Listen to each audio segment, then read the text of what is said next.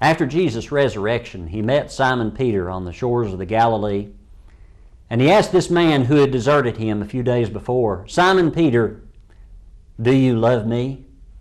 Welcome to your 180 Bible study. The question comes to us as well, do we love Jesus? How much do we love him? Do we love him enough to walk away from things in this world that are dear to us in order to follow after him? You know, there are a lot of reasons for us to love Jesus. One of those reasons is because of where he came from. In John chapter 8, when Jesus was engaged in one of his many discussions with the Jewish people, he said to them, "If God were your Father, you would love me, for I proceeded forth and came from God. Nor have I come of myself, but he sent me." You know, if there were no other reason to love Jesus, this one ought to be enough. Jesus came from God. He came from heaven itself. He came from the place where you and I want to go. And he knows the way for us to go there. But there are other reasons for us to love Jesus and to love him more than anything else and anyone else in this world.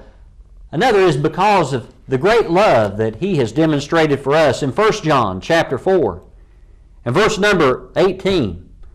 John says there is no fear in love, but perfect love casts out fear, because fear involves torment. But he who fears has not been made perfect in love. We love him because he first loved us. As the Father has loved me, Jesus said, so I have loved you.